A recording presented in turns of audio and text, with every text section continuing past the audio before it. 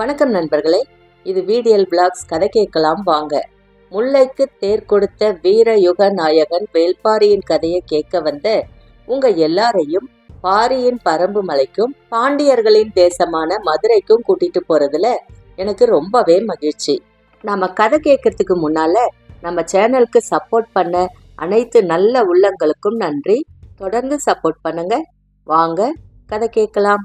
போன எபிசோட்ல முல்லைக்கு தேரை கொடுத்ததாக பாணர்கள் பாடுகிறார்களே, அது உண்மையா அப்படின்னு கபிலர் கேட்ட கேள்விக்கு தான் ஒரு முழு கதையையே சொல்லி முடிக்கிறாரு பாரி.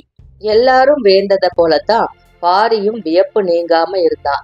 இந்த நிகழ்வு எப்படி வெளியில் தெரிஞ்சிருக்கும் அப்படின்னு யோசிக்கிறான். பேசியபடி தங்களை கடந்து போன பாணர்கள் தேர் சக்கரத்தில் முல்லை கொடி பின்னி கிடப்பதை பார்த்து பாடல் புனைந்துள்ளனரோ அப்படின்னு கேக்குறான். கேள்வி கபிலருக்கு வியப்ப கொடுக்குது. நிலமெங்கும் உனது புகழை பரப்பும் குறியீடு இதுதான் அப்படின்றாரு கபிலர். படர வழி இல்லாம கொடி தவித்தா யாரா இருந்தாலும் அதுக்கு வழி செஞ்சுட்டு தானே போவாங்க. இதுல வியக்க என்ன இருக்கு அப்படின்னு கேக்குறான் தேக்கன். உங்களுக்கு இது வாழ்வின் பகுதி, அதனால நின்னு பார்க்க ஒண்ணுமே இல்லை. ஆனா தவித்து அலையும் மக்களுக்கு இது ஒரு கனவு, அதனாலதான் கடக்க வழி இல்லாம பாடிக்கிட்டே இருக்கிறாங்க அப்படின்னு கபிலர் சொல்றாரு. அது வரைக்கும் போன எபிசோட்ல பார்த்தோம். அதுக்கப்புறம் என்ன நடந்துச்சுன்னு 61வது எபிசோட்ல பார்க்கலாம். வீரயுக நாயகன் வேள்பாரி பாகம் 61. யவனத்தின் சாகச தளபதியான ஹிப்பாலஸ் வஞ்சி மாநகரத்துல வந்து இறங்குறான். வைப்பூர் துறைமுகம் பற்றி எரிந்து பல மாதங்களாயிடுச்சு. நீண்ட நாட்களாக வைப்பூர் கோட்டையிலேயே இருந்தவன் பிறகு ஓரிரு இடங்களுக்கு பயணம் போய் இப்போ வஞ்சிக்கு வந்திருக்கிறான். அவனோட எப்பிரஸ், திரேஷியன், கால்பா, பிலிப் எல்லாரும் கூட வந்திருக்காங்க. பெரு வணிகன் வெஸ்பானியன் தலைமையில யவனத்திலிருந்து 6 நாவாய்களில் பாண்டிய இளவரசனின் மணவிழாவுக்கு புறப்படுறாங்க யவனர்கள். மீனால் அப்படின்ற யவனத்தில் எழுதப்பட்ட யானை வடிவம் தாங்கிய நாற்சதுர நாணயத்தோடும் எண்ணற்ற பரிசு பொருள்களோடும் பாண்டிய நாட்டுக்கு வந்து இறங்குறாங்க. இந்த பெருஞ்சிறப்பு தமிழ் நிலத்துல எந்த மன்னனுக்கும் தரப்பட்டதே இல்லை. அதுக்கு காரணம் யவன வணிகத்தில் முதல் இடத்தை பிடித்துள்ள பாண்டிய நாட்டு முத்துக்கள். அதன் பொருட்டு யவன பெருவணிகன் வெஸ்பானியனும் அரச பிரதிநிதிகளும் துறைமுக பொறுப்பாளர்களும் வந்திருந்தாங்க. இவங்க வருகை புரிந்த 6 நாவாய்களும் வைகை ஆற்றில் சாம்பலாக கரைஞ்சிருச்சு. வெஸ்பானியன் நெருப்பிலே மாண்டான். வேதனைகளையும் இழப்புகளையும் தாங்க முடியல. கடக்க முடியாத துயரங்களை கடக்க வழியின்றி நாட்கணக்கில் குடிக்கிறான் ஹிப்பாலஸ். கம்பீரமிக்க தனது நாவாய் எரிந்தபடியே மூழ்கிய காட்சி அவன் கண்களை விட்டு அகலவே இல்லை. எல்லாரையும் போல இது விபத்து அப்படின்னு தான் முதல்ல அவனும் நினைக்கிறான். ஆனா பிறகுதான் தெரிய வருது பரம்பு வீரர்கள் பற்ற வைத்த நெருப்பு அப்படின்னு. ஆனாலும் காரணம் புரியாமலே இருந்துச்சு. சேர அரசுகளான குடநாட்டுக்கும் குட்டநாட்டுக்கும் பரம்போடு பன்னெடுங்காலமா பகை இருந்திருக்கு. பாண்டியனோடு எந்த பகையும் பரம்புக்கு இல்லையே, பிறகு ஏன் பரம்பு வீரர்கள் இந்த கொடுஞ்செயலை செய்யணும் அப்படின்றது விளங்கி கொள்ள முடியாததா இருந்துச்சு. அதுக்கான காரணம் தெரிஞ்சுக்காம வைப்பூர் கோட்டையை விட்டு வெளியேறதில்லை அப்படின்ற முடிவோட இருந்தான். செய்திகள் எல்லா திசைகளிலிருந்தும் முனைகளிலிருந்தும் ஹிப்பாலஸுக்கு வந்துகிட்டே இருந்துச்சு. கடலோடிகள், பெரு வணிகர்கள், கடற்கரை பணியாளர்கள், வைப்பூர் மக்கள், பாண்டிய அரண்மனை பணியாளர்கள், போர் வீரர்கள் அப்படின்னு எல்லாருமே ஆளுக்கு ஒரு உண்மையை ஹிப்பாலஸுக்கு சொன்னாங்க. எல்லாத்தையுமே தொகுத்தபடியே இருந்த அவன் கடைசியா கேள்விப்பட்டது தேவாங்கு பற்றிய செய்திதான். அந்த கணத்திலிருந்து அவனுக்கு வியப்பு தாங்க முடியல. திசை உணர்த்தும் ஒரு விலங்கா? காலம் முழுவதும் கடலிலேயே பயணப்படும் ஒருவனுக்கு தேவாங்கு போன்ற விலங்கு நம்ப முடியாத கற்பனையாத்தான் இருக்கும். ஆனாலும் எல்லா வகையிலும் அதை உறுதிப்படுத்திக்கிறான். குலசேகர பாண்டியன் அந்த விலங்கை கைப்பற்ற பரம்புக்கு திரையர்களை அனுப்பி வைத்ததை அமைச்சர்கள் மூலமே தெரிஞ்சுக்கிறான். திரையர்களோடு பரம்பு வீரர்கள் வந்துதான் இந்த தாக்குதலை நடத்தியிருக்காங்க. ஏன்னா விடுதலையான திரையர் குடும்பங்களும் கப்பலிலிருந்து தப்பித்த திரையர் குல வீரர்களும் பரம்புக்குள் தான் நுழைஞ்சிருக்காங்க. அதனால எல்லாம் பாரியின் செயல்தான் அப்படின்னு குலசேகர பாண்டியன் உறுதி செஞ்சிருக்கிறான் அப்படின்றது வரை ஹிப்பாலஸுக்கு தெரிய வருது. ஆனாலும் அந்த விலங்கை பார்க்காம அவனால நம்ப முடியல. அந்த விலங்குகள் எல்லாம் பரம்பு வீரர்களால மீட்கப்பட்டு விட்டதாகவும் மிஞ்சிய சில நெருப்பில எரிந்து விட்டதாகவும் சொன்னாங்க. ஒன்றிரண்டாவது எஞ்சி இருக்காதா அப்படின்னு ஹிப்பாலஸ் தொடர்ந்து முயற்சி செய்யறான். அவனோட முயற்சி வீண் போகல. வைப்பூர் துறையில் நெருப்பு பற்றுவதற்கு முன்னாலேயே 2 கலங்கள் துறையை விட்டு வெளியேறியிருக்கு. இரளி தீவுக்கும் தெங்கின் தீவுக்கும் பயணமான அவை இரண்டிலும் தேவாங்குகள் இருந்திருக்கு. சூழ்கடல் முதுவன் யாரும் அறியாதபடி நள்ளிரவுக்கு முன்னதாகவே அந்த கலங்களை வெளியேற்றி இருக்கிறான் அப்படின்றது ஹிப்பாலஸ்க்கு தெரிய வருது. எப்படியாவது அந்த கலங்களில் உள்ள தேவாங்குகளை பார்த்திடணும் அப்படின்னு பெரும் முயற்சி செய்யறான். வைப்பூரிலிருந்து கொற்கைக்கு வந்தவன் சிறிய வடிவிலான வங்கத்தை எடுத்துக்கொண்டு இரளித்தீவுக்கு புறப்படுறான். அங்க போய் சூழ்கடல் முதுவனுக்கு நம்பகமான வணிகத் தோழன் கிட்ட அதிகப்படியான விலை பேசி தேவாங்க வாங்குறான். அதை பார்த்த கணத்திலிருந்து இப்போ வரை அவனோட வியப்பு நீங்கவே இல்லை. கடலின் எல்லாவித ஆபத்துகளையும் நீக்கும் தேவதை இது அப்படின்னு அவன் தேவாங்க வர்ணிக்கிறான். இப்படி ஒரு விலங்கு இருக்கும் செய்தி யவனத்தை எட்டுமானால் உலகெங்கும் இருக்கும் கடல் வணிகர்கள் அனைவரும் பாண்டிய நாட்டை முற்றுகையிட தொடங்கி விடுவாங்க. மற்றவர்கள் அறியும் முன்னால இந்த விலங்கை நாம் கைப்பற்றணும் அப்படின்ற முடிவுக்கு வரான் ஹிப்பாலஸ். இரளித்தீவிலிருந்து மீண்டும் கொற்கைக்கு திரும்பிய அவன் நேரா மதுரைக்கு தான் போறான். குலசேகர பாண்டியனை பார்த்து பேசிட்டு இப்போ வஞ்சிமா நகருக்கு வந்திருக்கிறான். அவனது வருகை உதியஞ்சேரலுக்கு தெரிவிக்கப்படுது. யவனத்தின் பெருமை மிகு வணிகர்களும் கடல் பயண சாகச தளபதிகளும் வந்திருக்கிறத மகிழ்வோடு வரவேற்றான் உதியஞ்சேரல். அவனுடைய உற்சாகத்துக்கு இப்போது கூடுதல் முக்கியத்துவம் இருக்கு. வணிக போட்டியில் சேரனின் மிளகை பாண்டியனின் முத்து கடந்து முன் சென்று விட்டது. அதனால யவன வணிகர்களின் முதல் மரியாதை பாண்டியனை நோக்கியே கடந்த சில ஆண்டுகளாக இருக்கிறத எல்லாருக்குமே தெரியும். அதன் பொருட்டே பாண்டிய இளவரசனின் மணவிழாவுக்கு யவனத்திலிருந்து சிறப்பு ஏற்பாடோடு பலரும் வந்து பங்கெடுத்தாங்க. ஆனா வைப்பூர்ல பற்றிய தீயால யவன வணிகர்களுக்கு பேரிழப்பு ஏற்பட்டுருச்சு. பாண்டியனின் நற்பெயர்ல அழிக்க முடியாத கரும்புகை படிஞ்சிருச்சு. வைப்பூரில் ஏற்பட்ட இழப்பிலிருந்து எந்த ஒரு வணிகனும் எளிதில் மீண்டு விட முடியாது. பாண்டியனால் ஏற்பட்ட கசப்பையும் கண்ணீரையும் கடலோடிகளால் எளிதில் கடந்துட முடியாது. அந்த நெருப்போட்ட சூட்ட கடல் மறக்க நீண்ட காலமாகும். அதுவரை வஞ்சி நகரே வணிகத்தின் தலைவாசலா இருக்கும் அப்படின்னு நினைக்கிறான் உதியஞ்சேரல். வைப்பூரில் பற்றிய நெருப்பு பாண்டிய பேரரசுக்கு பெரும் கலங்கத்தை உருவாக்கிருச்சு. அதனால யவன வணிகர்கள் கடும் சினம் கொண்டிருந்தது கூட உண்மைதான். ஆனா இரளித்தீவுக்கு போய் தேவாங்கை ஹிப்பாலஸ் நேரில் பார்த்த பின்னால நிலைமை தலை கீழா மாறிடுச்சு. அதனாலதான் அவன் மீண்டும் கொற்கைக்கு திரும்புறான். மதுரைக்கு போய் குலசேகர பாண்டியனை சந்திச்சான். கடும் குற்றச்சாட்டை பகிர்ந்து கொள்வதற்காகவே அவன் திரும்பி வந்திருப்பதா குலசேகர பாண்டியன் நினைக்கிறாரு. ஆனா ஹிப்பாலஸ் தங்களை கண்டு நன்றி சொல்லவே வந்தேன் அப்படின்னு சொல்றான். பேரரசருக்கு ஒண்ணுமே விளங்கல. காலம் முழுவதும் கடலிலேயே வாழ்வை கழிக்கும் கடல் மனிதன் நான். திசை அறியும் ஆற்றல் கொண்ட விலங்கு ஒண்ணு இருக்கு அப்படின்றத கண்டறிந்ததுக்காகவே உங்களை கண்டு நன்றி சொல்ல வந்தேன் அப்படின்னு சொல்றான். பாண்டிய நாட்டு வானியல் அறிஞர்கள் ஆற்றல் பற்றி நிறையவே கேள்விப்பட்டிருக்க. எமது நாட்டின் மூத்த அறிஞர்கள் பாண்டியர்களை பற்றி குறிப்புகளை எழுதி வச்சிருக்காங்க. நாட்டை 365 பாகங்களாக பிரித்து நாள்தோறும் ஒவ்வொரு பாகத்தில் குடியிருப்பவர்கள் அரசுக்கு திரை கட்ட வேண்டும் என்று விதி செய்தவர்கள் பாண்டியர்கள். பல தலைமுறைக்கு முன்பே ஆண்டை நாட்கணக்கில் துல்லியமாக பகுத்து அதை நிர்வாகத்தோடு இணைத்த அறிவு பாண்டியர்களுடையது என எழுதி வைத்துள்ளனர். உங்களின் வானியல் ஆற்றலை நாங்கள் கேள்விப்பட்டுள்ளோம். ஆனால் திசை காட்டும் விலங்கொன்று இருக்கிறது என்பதை கண்டறிந்த உங்களின் பேரறிவுக்கு எங்களின் மரியாதையை செலுத்துகின்றோம். நீங்கள் கண்டறிந்தது மகத்தான ஒன்று. கடல் இருக்கும் வரை இந்த கண்டுபிடிப்புக்காக பாண்டிய பேரரசின் புகழை உலகம் பாடும் அப்படின்றான் ஹிப்பாலஸ். அவமான உணர்வால் துவண்டு போயிருந்த குலசேகர பாண்டியனுக்கு மீண்டும் புத்துணர்வு ஊட்டுவதா இருந்துச்சு ஹிப்பாலஸோட பேச்சு. பரம்பின் மீதான பழிவாங்கும் உணர்வு கொழுந்து விட்டு எரிஞ்சிட்டு இருந்த நேரத்துல அதுக்கு இன்னொரு பரிமாணத்தை அவன் வழங்குறான். நீண்ட நெடுங்காலமாக தமிழ் நிலத்துக்கும் யவனத்துக்கும் இடையில கடல் வணிகம் நடந்து வருது. நுரை தள்ளும் கரை வழி பயணமா இரு நிலத்து கடலோடிகளும் பல தலைமுறைகளை கழிச்சிட்டாங்க. இரு நாகரிகங்களும் எண்ணற்றவற்றை பரிமாறிக்கிட்டு இருந்துச்சு. ஆனா இரு நிலப்பரப்புகளில் இருப்பவர்களும் கண்டு பெரிதும் வியக்கும் கண்டுபிடிப்பா தேவாங்கு இருக்கு.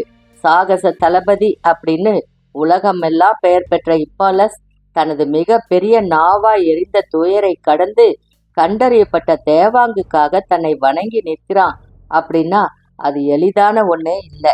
இப்பாலஸும் குலசேகர பாண்டியனும் அடுத்து நடக்க வேண்டியதை பத்தி நிறைய பேசுறாங்க. அதோட தொடர்ச்சியா தான் இப்போ உதயஞ்சேரலை பார்க்க வந்திருக்கான். பரம்பின் மீதான உதயஞ்சேரலின் போர் திட்டங்களை பத்தி தான் அவன் பேசிட்டு இருந்தான். இப்பாலசுடன் எபிரஸ், திரேசியஸ் இருந்தாங்க.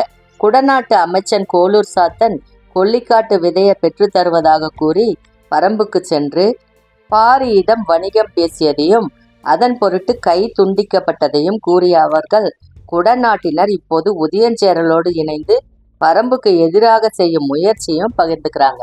யவனர்கள் இங்கு நடக்கிற எல்லாத்தையும் தெரிஞ்சு வச்சிருக்கிறது உதயஞ்சேரலுக்கு வியப்பளிக்கும் ஒன்னா இல்லை. பல தலைமுறைகளாக செழித்தோங்கி இருக்கும் வணிகம் அரசியலுக்குள் ஆழமான வேர்களை செலுத்தி இருக்கும் அப்படின்னு அவனுக்கு நல்லாவே தெரியும். ஆனா பாரியை எப்படியாவது வீழ்த்தணும் அப்படின்னு நீண்ட நெடுங்காலமாக சிந்திச்சு செயல்பட்டுக்கிட்டு இருந்தது குட்டநாடு. உதயஞ்சேரலின் தந்தையான செம்மாஞ்சேரலை கொன்றழித்தவன் பாரி. அதுக்கு பல காலத்துக்கு முன்னாலேயே பகை தொடங்கிருச்சு. உதயஞ்சேரல் பட்டமேற்ற பிறகு பல்வேறு முயற்சிகளை தொடர்ந்து மேற்கொண்டு வரான். அவனோடு முரண்பட்டு விலகி இருந்த குடநாட்டு வேந்தன் குடவர்கோவும் இப்போ இணைஞ்சு செயல்பட முன் வந்திருக்கிறான். இது சூழலுக்கு ஏத்த மாதிரி மாறி இருக்கு அப்படின்னு உதயஞ்சேரல் நினைச்சுக்கிட்டு இருக்கும் போதுதான் வைப்பூரின் மீதான பாரியின் தாக்குதல் நடந்திருக்கு. எதிரிகளின் எண்ணிக்கையை பாரி போதுமான அளவுக்கு அதிகப்படுத்தி கொண்டான். இதை விட நல்ல காலம் இனி வாய்க்காது அப்படின்னு உதயஞ்சேரல் நினைச்சுக்கிட்டு இருந்த போதுதான் இப்பாலஸ் வந்து சேர்ந்திருக்கிறான். பேரி ஆற்றங்கரையின் நெடு உயர் மன்றத்துல நடந்துகிட்டே 2 பேரும் பேசிக்கிட்டு இருந்தாங்க. வைகரையின் தென்கரை படித்துறையில இருந்த நிலை மாடத்துல தனித்திருந்தார் குலசேகர பாண்டியன்.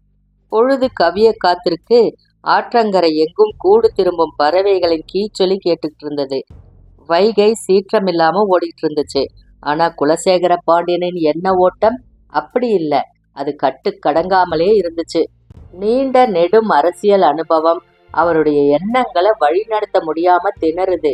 அவர் சிறிது நேரம் நடப்பதும் பிறகு உட்காருவதும் உட்கார்ந்த உடனே எழுந்து நடப்பதுமாக இருந்தார். தொலைவில் காவல் வீரர்கள் நின்றுட்டு இருந்தாங்க. அவங்கள கடந்துதான் முசுகுந்தரும் மற்றவங்களும் நின்றுட்டு இருந்தாங்க. யாரும் நெருங்க முடியாம சீற்றம் கொண்டிருக்கிறாரு பேரரசர். ஓடும் வைகை மூழ்கும் கலங்களை கண்களுக்கு காட்டி காட்டி மறைச்சுக்கிட்டு இருந்துச்சு. அவர் தனிமையில் சிந்திக்கவும் ஓய்வெடுக்கவும் எவ்வளவோ இடங்கள் இருக்கு. ஆற்றங்கரை மண்டபத்துக்கு போனால் வைப்பூரின் நினைவே மீண்டும் மீண்டும் வரும். அதனால அதை தவிர்க்கலாம் அப்படின்னு தான் பலரும் சொல்லி பாக்குறாங்க. ஆனா பேரரசர் வேற எங்கேயுமே போகாம இங்குதான் வந்தாரு. அதுக்கு காரணமும் இருந்தது. பாரியின் புகழ் நிலமெங்கும் பரவி இருந்தது. அது ஆழ்வோருக்கு இயல்பாக பொறாமையை உருவாக்கி இருந்துச்சு. இடைவிடாது பாடி திரியும் பாணர்கள் தங்கள் குரல் நாளங்கள் விடைப்புற்று வழியெடுக்கும் போது கூட பாரியை பத்தியே பாடுறாங்க. சொற்களுக்குள் உருளும் பாரியின் நினைவு குரல் நாளங்களுக்கு இதம் தருவதாக பாணர் குலமே நினைக்குது. தோல் பறையை நெருப்பிலே சூடேற்றி ஒலி எழுப்பும் பக்குவத்துக்கு கொண்டு வருதல் போல பாடி கலைத்த குரல் நாளங்களை மீண்டும் பாடும் பக்குவத்துக்கு கொண்டு வர பாரியை பற்றிய பாடல்கள் உதவி செய்வதாக பேசுறாங்க. பாரியை பற்றிய பாணர்களின் பேச்சும் பாட்டும் இசையும் கூத்தும் வேந்தர்களின் ஆழ் மனதுல வெறுப்பை உண்டாக்கி இருந்தது. புகழை பழுக்க காய்ச்சி வேந்தர்களின் அடி நெஞ்சில இடைவிடாம ஊத்துறாங்க. அது எல்லா வகையிலும் வினையாற்றி கொண்டே இருக்கு. பாரியின் மீது வெறுப்பும் பொறாமையும் குலசேகர பாண்டியனுக்கும் இருக்கு. ஆனாலும் தேவாங்குக்காக போர் தொடுக்க வேண்டும் கருங்கை வாணனும் பொதிய வெப்பனும் கூறிய பொழுது அவர் ஏத்துக்கவே இல்லை. காரணம், பொறாமையும் வெறுப்பும் மனித மனத்தை குறைந்த அளவே இயக்கும் ஆற்றல் கொண்டவை. பகை மட்டும்தான் அளவற்ற வெறி கொண்டு மனதை இயக்கும் ஆற்றல் கொண்டது. பாண்டிய நாட்டுக்கு பரம்பின் மீது பகை உருவாகவே இல்லை. அதனாலதான் குலசேகர பாண்டியன் போர் தொடுக்கும் திட்டத்துக்கு ஒப்புதல் வழங்கவே இல்லை. வெறும் பொறாமையும் வெறுப்பும் எளிதில் அணைந்துவிடும். பகை மட்டுமே மூட்டியவனால் கூட அணைக்க முடியாத பெரு நெருப்பு. இப்போ பாண்டிய நாட்டுக்கு பரம்பின் மீது தீரா பகை உருவாயிருச்சு. நகரும் நதி நீரை கணந்தோறும் பார்த்த வண்ணமே அந்த பகையை கொழுந்து விட்டெழ செய்துட்டு இருந்தாரு குலசேகர பாண்டியன். பேரி ஆற்றங்கரையின் நெடு மன்றத்துல நடந்துகிட்டே உதயஞ்சேரலும் இப்பாலசும் பேசிக்கிட்டு இருந்தாங்க. உதயஞ்சேரல் வயசுல மிக இளையவன். ஹிப்பாலஸ போல நெடிய உயரம் கொண்டவன். அவனது அறிவு கூர்மையை பலரும் பாராட்டுவதை எத்தனையோ முறை கேட்டிருக்கிறான் ஹிப்பாலஸ். குலசேகர பாண்டியன் பரம்புக்கு எதிரான வேலைகளை தொடங்கிவிட்டதா ஹிப்பாலஸ் சொன்னப்போ உதயஞ்சேரல் அதை பெருசா எடுத்துக்கல. சிற்றலைகள் எழுந்தபடி இருந்த பேரியாற்றன் கரையில கண்களை அங்கும் இங்குமா ஓடவிட்டவாறு உதயஞ்சேரல் சொல்றான், பகைமை கொண்டு இயங்குபவன் விரைவில் வலிமை இழப்பான். பகை சினத்தை மட்டுமே வளர்த்தெடுக்கும். போருக்கு தேவை சினம் அன்று. ஆனால் இதை தவிர மற்ற எல்லாவற்றையும் பகை பின்னுக்கு தள்ளிவிடும். எனவே பாண்டியன் இப்போது எடுக்கும் முடிவால் பரம்புக்கு எந்த ஆபத்தும் நிகழப்போவதில்லை. உதயஞ்சேரலோட உரை கேட்டு அதிர்ச்சி ஆகிறான் ஹிப்பாலஸ். பறந்து வந்த மீன் கொத்தி ஒன்று சட்டென மீனை கொத்தி தூக்கியதை பார்த்தபடி உதயஞ்சேரல் சொல்றான், தேவாங்கின் ஆற்றலை கண்டறிந்தது பாண்டியனின் அறிவு கூர்மையை காட்டுது. ஆனால் அதை பிடித்து வர திரையர்களை அனுப்பியது மலை மக்களை பற்றிய அறிவற்றத்தனத்தையே காட்டுகிறது. ஹிப்பாலஸ் புரியாம விழிக்கிறான். நாம் இவ்விடம் வந்து 2 பொழுதுகளாகின்றன. அந்த மீன் கொத்தி நீண்ட நேரம் நாணலில் உட்கார்ந்திருந்தது. பிறகு அந்த மரக்கிளையில் போய் உட்கார்ந்திருந்தது. காற்றிலே வட்டமிட்டு கொண்டே இருந்தது. ஏதோ ஒரு கணத்துக்காக அது காத்திருந்தது. அந்த கணம் வந்தவுடன் பாய்ந்து இறங்கும் அம்பினைப் போல காற்றை கிழித்து கண்ணிமைக்கும் நேரத்தில் மீனை கவ்வை தூக்கியது. நீருக்குள் இருக்கும் மீனை நீரை விட்டு வெளியில் இருக்கும் ஓர் உயிரினம் வேட்டையாடுவதைப் போல சவால் நிறைந்தது வேறில்லை.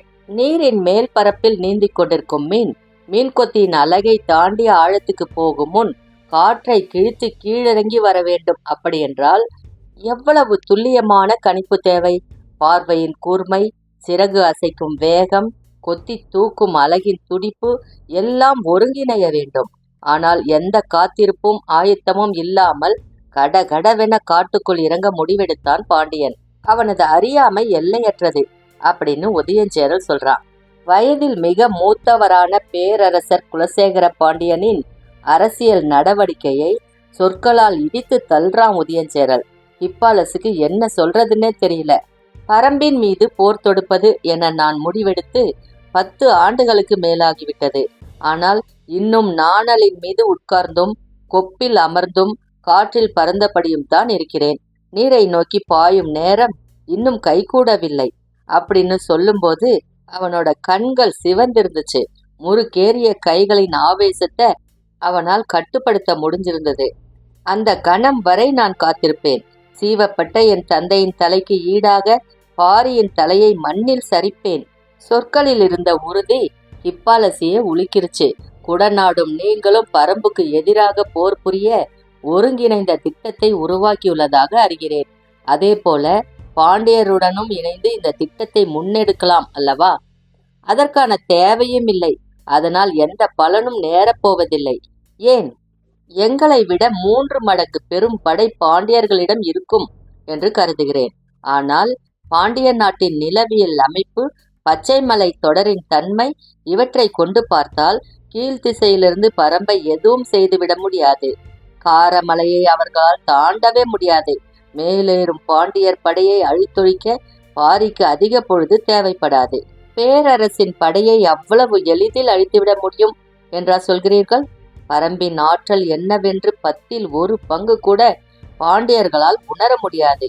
அதனால் தான் அறிவீனமான செயல்களை செய்து தொலைக்கிறார்கள். உதயஞ்சேரலின் கோபத்துக்கான காரணத்தை ஹிப்பாலஸால் புரிந்து கொள்ள முடியல. குடநாடும் குட்டநாடும் பச்சைமலை தொடரின் பெருங்காட்டில் ஒரு பகுதியாகத்தான் இருக்கிறோம். எங்களாலேயே அவனது ஆற்றலை இன்று வரை அளவிட முடியவில்லை. எல்லை கடந்த ஆற்றலை கொண்டிருக்கிறான் அவன். அப்படி இருக்கும்போது எங்கோ இருந்த திரையர்களையும் அவர்களோடு சேர்த்து விடும் மூடத்தனத்தை கண்டு சினம் கொள்ளாமல் என்ன செய்வது? உதயஞ்சேரலின் சினத்துக்கான காரணத்தை இப்போதுதான் புரிந்து கொள்ள முடிந்தது. இதுவரை பாரியின் புகழை மட்டுமே பாடிக்கொண்டிருந்த பாணர்கள் இப்போது வேந்தர்களை மீறிய வீரம் கொண்டவன் பாரி என பாடுகின்றனர். வேளிர்களை வேந்தர்களுக்கு இணையாக சொல்கின்றனர். இதற்கெல்லாம் தளம் அமைத்து கொடுத்து விட்டான் பாண்டியன். உதயஞ்சேரல் அடுக்கடுக்கா முன்வைக்கும் குற்றச்சாட்டுகளை கேட்டபடி நின்றுட்டு இருந்தான் ஹிப்பாலஸ். அடுத்து என்ன சொல்றதுன்னே அவனுக்கு தெரியல. பேரியாற்றை பார்த்துக்கிட்டே பேசிய உதயஞ்சேரலோட முகத்துல சற்றே மாறுபட்ட தன்மை வெளிப்படுது. இழுத்து மூச்சு வாங்கி விட்டபடி சொல்றான். நடந்தவை எல்லாவற்றையும் நினைத்து பார்க்கும்போது பாண்டியன் செய்தது எல்லாமே பிழை. ஆனால் பரம்பின் வீரர்கள் செய்த பிழையும் ஒன்று இருக்கிறது. அதைத்தான் முக்கியமாக கவனிக்க வேண்டியுள்ளது. இவ்வளவு நேரம் நிகழ்ந்த உரையாடல்ல மிக முக்கியமான ஒன்றை பற்றி இப்போது உதயஞ்சேரல் பேசுவதாக இப்பாலசுக்கு தோணுது. சற்றே ஆர்வத்தோடு கேட்கிறான். என்ன அது? இளமாறனை வெட்டி வீசியது. இப்பாலசு வியப்பு நீங்காம பாக்குறான்.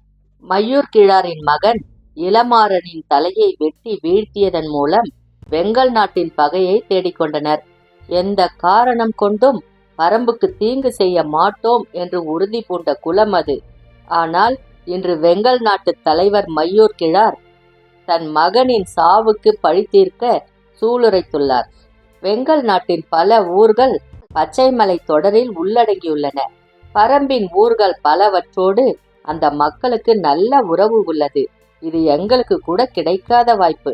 இப்பாலசின் கண்கள் அசைவற்று அவனையே பார்த்துக்கிட்டு இருந்துச்சு. உதயஞ்சேரல் இறுதியா சொல்றான். குலசேகர பாண்டியன் சரியாக திட்டமிடுபவனாக இருந்தால் பாரியின் முடிவை தீர்மானிப்பவனாக மையூர் கிழாரை மாற்ற முடியும். அது வரைக்கும் இந்த எபிசோட்ல பார்த்தோம். அதுக்கப்புறம் என்ன நடந்துச்சுன்னு அடுத்த எபிசோட்ல பார்க்கலாம். அது வரைக்கும் உங்களிடமிருந்து நன்றி கூறி விடை பெறுவது VDL Vlogs VDL. நன்றி, வணக்கம்.